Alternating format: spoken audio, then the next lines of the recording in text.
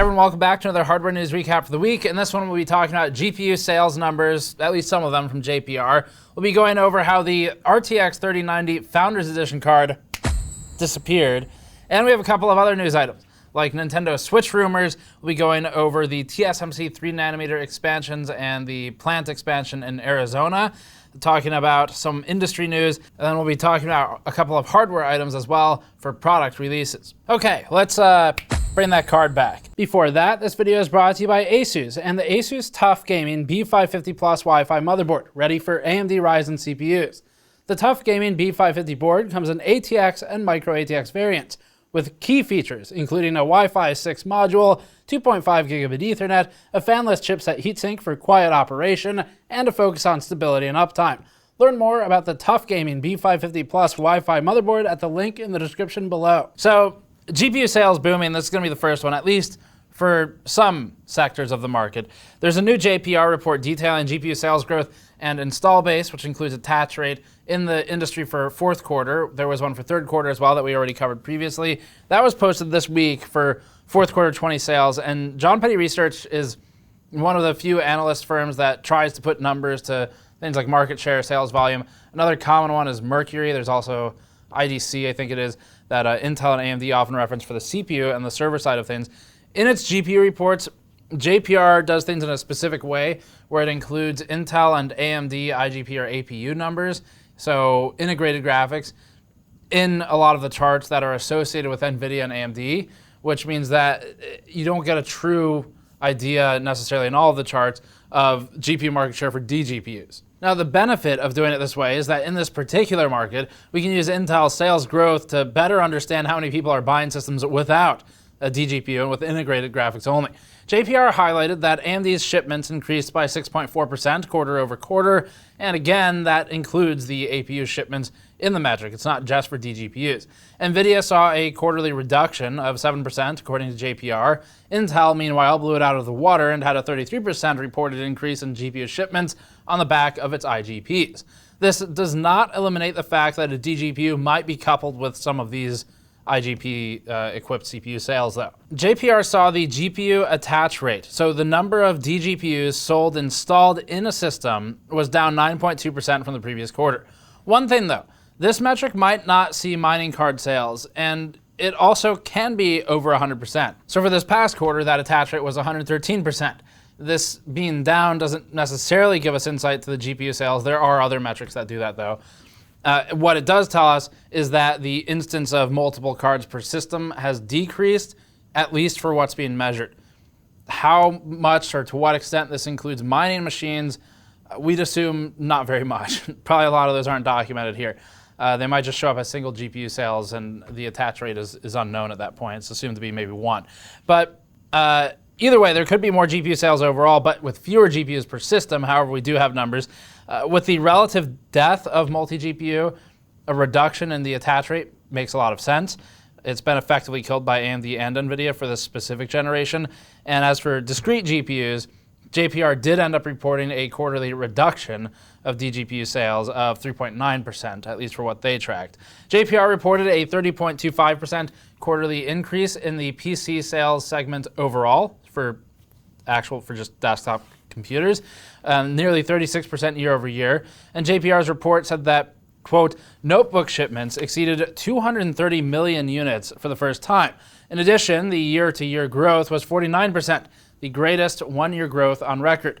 And that was accomplished with disruptions in the supply chain due to trade wars, pandemic shutdowns, and material shortage.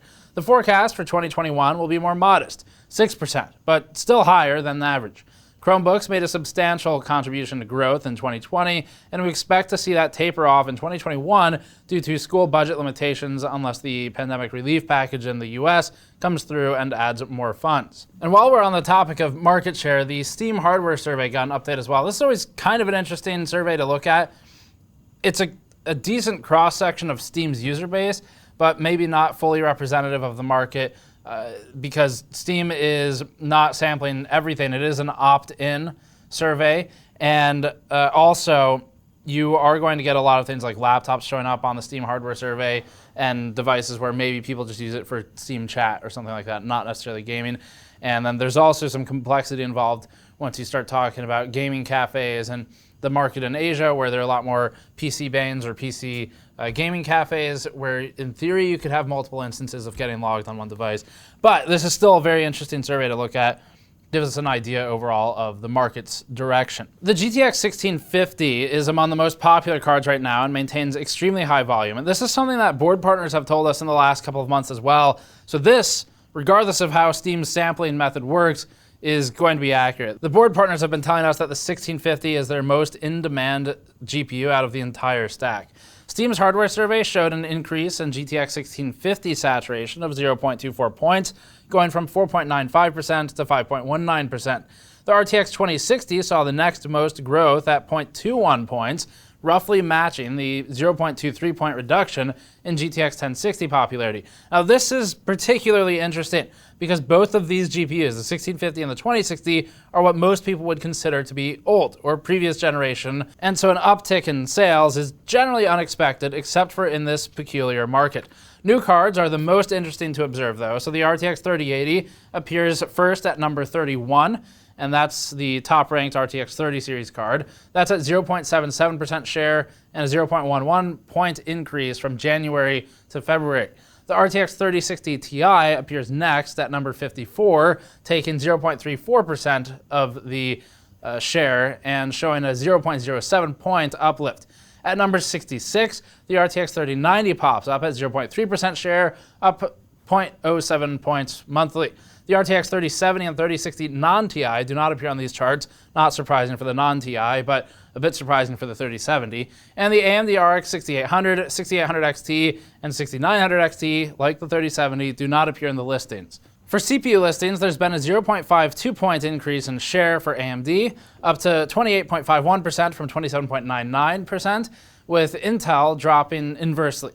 The highest growth has been in the slower CPUs that are consistent with laptop sales and Chromebook sales, and for core count, the most growth has been in 8 and 6 core CPUs, with 4 core CPUs declining marginally. So up next, some discussion about the RTX 3090 blower cards and the Founders Edition card. The FE card has been mostly unavailable from NVIDIA's first-party website, the NVIDIA.com site, for quite some time now from what we've been able to see, and Best Buy looks to be its primary retail partner. We haven't seen or heard of any reports of the 3090 popping up there lately in the FE model. But beyond that, PC World and Video Cards this past week posted reports of the blower style cooler RTX 3090s not only being just, as everything else, largely impossible to get unless you land on the page right when it's restocked, but also getting delisted from the respective vendor websites. So this includes companies like Asus, Gigabyte, Gallick, and MSI delisting their blower model RTX 3090s from the websites.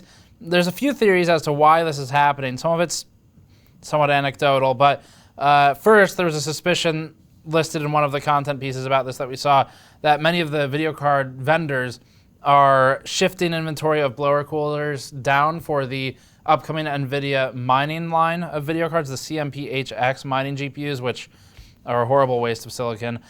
Most of the mainstream of the gaming cards use axial-style fan solutions, and these work pretty well in almost all instances. There are a couple instances where this type of solution or a true blower card solution where it pulls air in and only sends it out the back. There are few instances where those can be beneficial. One of them is when you have cards that are extremely tight together, as in within a couple millimeters of each other, and it's just impossible to get air into the card otherwise.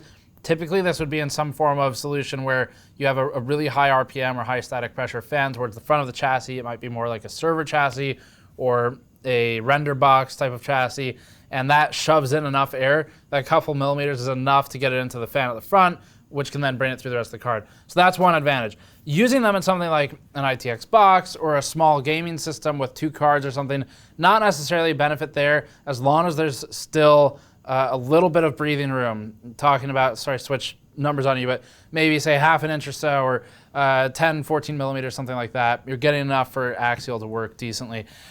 It does depend case by case though. But the reason for bringing all of this up is because, as PC World and Puget Systems point out, a lot of prosumers happen to use blower cards and put them into boxes that are effectively cheap, in air quotes, servers. This is because prosumers often do use multiple video cards and they're typically smashed against each other.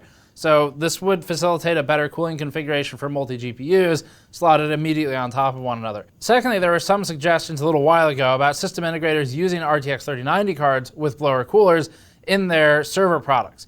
This was something that NVIDIA presumably was not keen on, and the NVIDIA RTX 3090 isn't meant to be a server-grade card, but as a Titan-class successor, it offers compelling enough performance for a lot of server-style applications for low-end and home or small office business server offerings to make sense using a 3090 instead of a true server-class card or a true Quadro card if you don't need the driver validation, the certifications.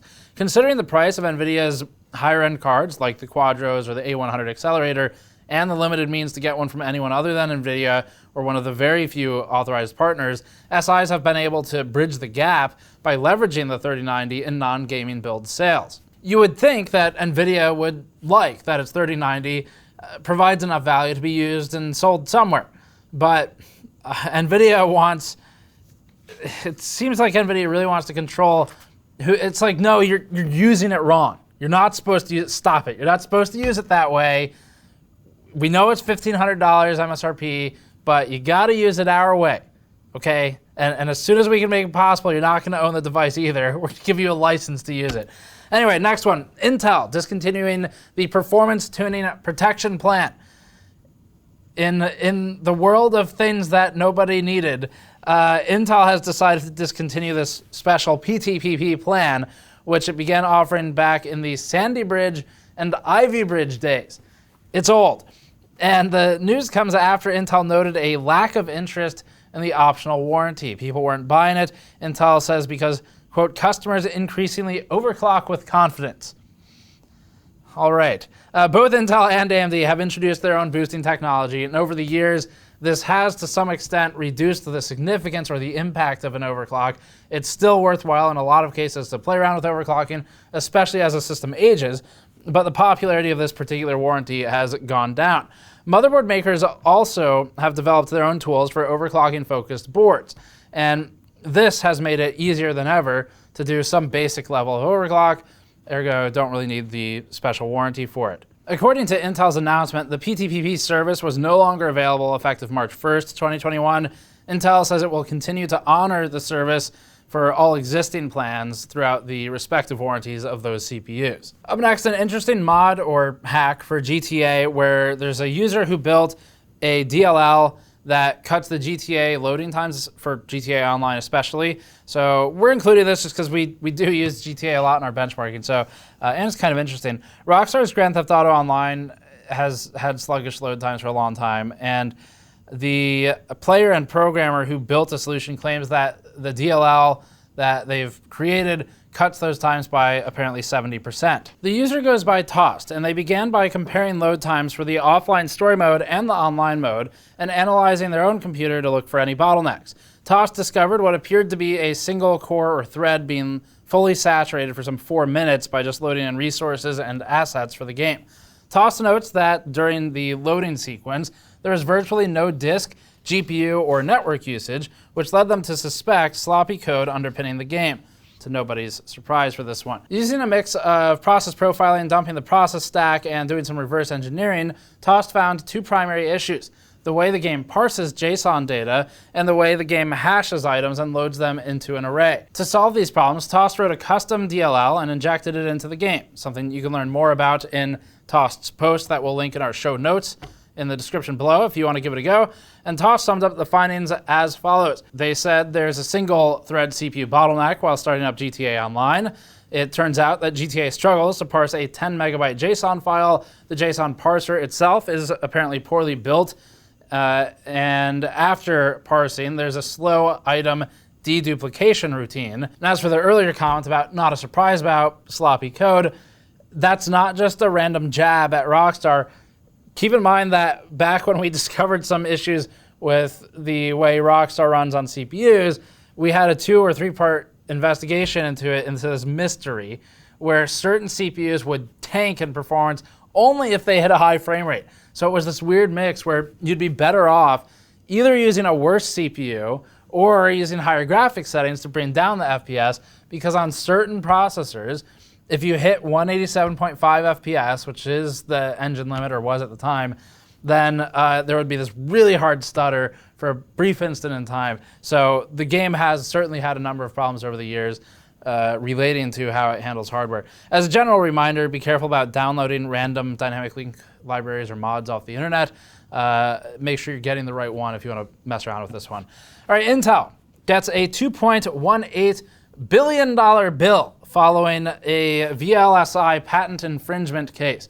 But this one, as is often the case for patent infringement cases, has some controversy associated with it. A federal jury in Texas has ruled against Intel in a patent infringement lawsuit, ordering Intel to pay VLSI Technology LLC $2.18 billion in damages for infringing on 2 patents.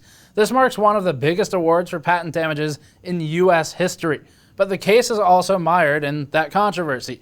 For its part, Intel plans to appeal the decision. The reason the case is a bit more suspicious than most, as it pertains to VLSI Technology LLC, isn't because this is the VLSI technology company of days past. That VLSI was bought by Philips back in 1999 and later folded into NXP Semiconductor as a spin-off, which itself is part of the NXP Freescale Semiconductor merger. It gets hard to track the VLSI assets and patents post-acquisition, but it seems they've bounced around. Bloomberg says, quote, one of the patents was originally issued in 2012 to Freescale Semiconductor Inc., and the other in 2010 to Sigmatel Inc. Freescale bought Sigmatel and was in turn bought by NXP in 2015. The 2 patents in this case were transferred to VLSI in 2019, according to data compiled by Bloomberg Law. It appears that VLSI Technology LLC was resurrected out of the ashes to pursue patent litigation, which is at least what Intel and its legal team have been trying to expose. Intel lawyer William Lee has stated that VLSI has no products or source of revenue outside of patent litigation. Intel's lawyer said, quote, VLSI took 2 patents off the shelf that hadn't been used for 10 years and said, we'd like $2 billion. The 2 patents in question deal with controlling clock frequency and operating memory voltage. Throughout the trial, the jury found Intel to be not guilty of willful infringement, which would have been higher damages, substantially higher damages. And assuming the case and judgment is upheld, the $2.18 billion is approaching half of Intel's Q4 2020 net income, which came in at $5.9 billion. Intel certainly isn't clear of its own sketchy behavior in lawsuits in the past, but in the instance of this one, their lawyer makes a compelling argument, but we're not experts in it, so we'll follow along, and if there's anything to say in the future, we'll follow up on it, although this type of case tends to move very slowly. Some fabrication and manufacturing news up next on TSMC. So TSMC says it's still on track to hit its production dates of second half of 2021 for risk production of its 3nm process. And the early rumors suggested previously that Apple has already taken most of TSMC's upcoming 3nm capacity, similar to what it did with TSMC's first batch of 5nm production. So TSMC has had 3nm risk production slated for 2021 for a little while now, and it's been on the roadmap. There's a 2022 volume production schedule from TSMC. This is all official, not rumors. These are TSMC's public schedules. And early this year, TSMC reiterated the 2021 risk production date for 3nm silicon.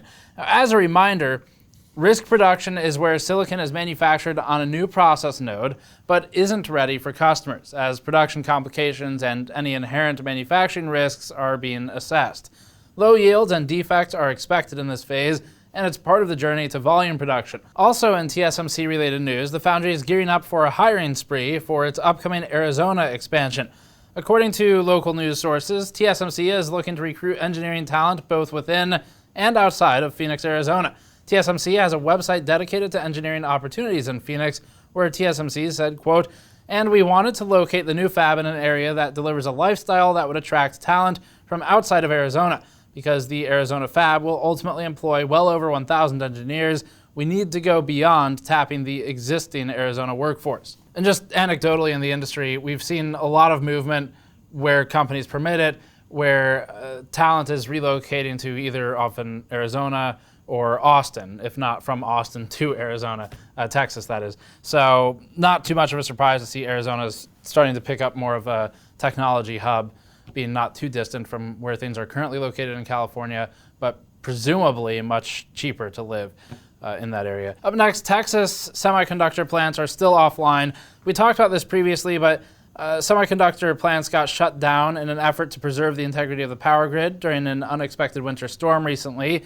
As it stands, the manufacturing facilities for Samsung, NXP Semiconductors, and Infineon are all idling as the companies take the appropriate measures to resume production and bring tools back online. Reuters is reporting that all the fabs have the utilities needed, so that'd be electricity, water, and gas, but will require more time to restart the fabs. Samsung told Reuters that it, quote, may require more time to reach normal levels as we inspect and reconfigure the facility. Additionally, Edward Latson, CEO of Austin Regional Manufacturers Association, said that the process of restarting fabs is one that is, quote, very expensive. Speaking to the Austin Statesman, industry analyst Patrick Moorhead stated, quote, I've never seen a fab turned on after an outage without hiccups. For example, if one molecule of water would find its way into the tools, it could completely halt production. A fab uses very particular gases, liquids, and matter that's hard to store and put back after it's been brought out of storage. As for what all of this means, another of the industry analysts speaking with, actually a couple industry analysts speaking with the Austin Statesman, talked about the potential financial damage from these shutdowns, saying that the loss of production will likely translate to millions of dollars of losses or at least lost time and opportunity lost for Samsung. And certainly NXP and Infineon are included in the loss of opportunity here as well.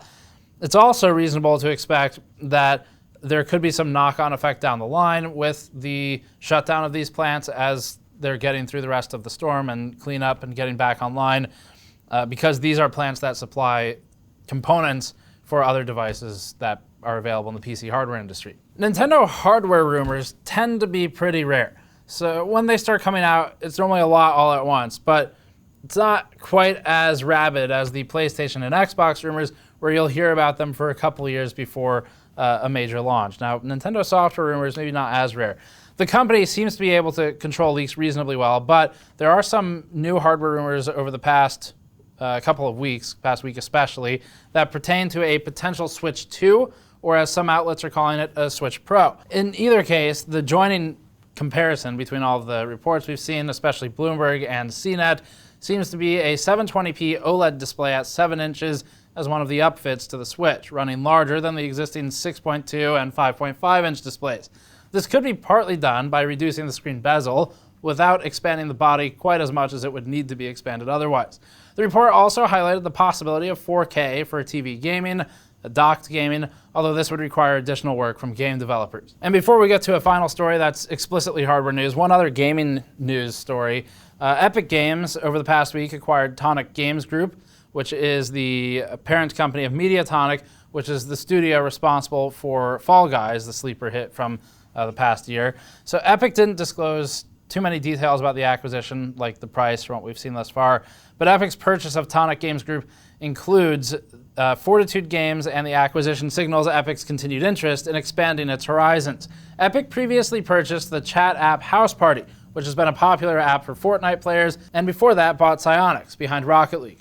For the time being, Fall Guys Ultimate Knockout will remain on Steam, but Epic Games has confirmed that it will land in the Epic Games Store in the future. It also seems that we're destined to see a Fall Guys Fortnite crossover, which is something Epic has done with countless brands and IPs now. Epic Games CEO Tim Sweeney notes that Tonic Games shares Epic's grand vision for a future metaverse, something Epic has been slowly building towards with Fortnite over the years. And lastly, some more broad technology news, specifically as it relates to right to repair. Much like it is in the US, the right to repair movement has been gaining ground across the pond in Europe over the last couple of years especially. Last year, the European Parliament voted to begin establishing right to repair laws with specific emphasis on addressing e-waste, planned obsolescence, and products that aren't sustainable. Building on that momentum, Europe is now taking things up a notch, with the European Parliament voting to require electronics and appliances sold or manufactured in the European Union to be repairable for 10 years. This means that manufacturers will have to commit to maintain part availability for at least 10 years. Additionally, products will be required to come with repair manuals and documents, and will be required to be manufactured using standardized parts and fasteners, so as not to require special tools. This means that, unless otherwise necessary, no glue, adhesives, or special fasteners like pentalobe screws, the latter of which Apple is particularly fond of, could be used in the manufacturing of these devices. Initially, the rules would apply to household appliances and larger consumer electronics like TVs. However, there's a possibility that the rules could extend down the line to smaller electronics like laptops and smartphones. That's it for hardware news this week. Thanks as always for watching. You can subscribe for more. Go to store.gamersnexus.net to pick up one of our toolkits available in stock and shipping now on the store, or patreon.com/gamersnexus for additional behind-the-scenes videos and some Q&As. And thanks for watching. We'll see you all next time.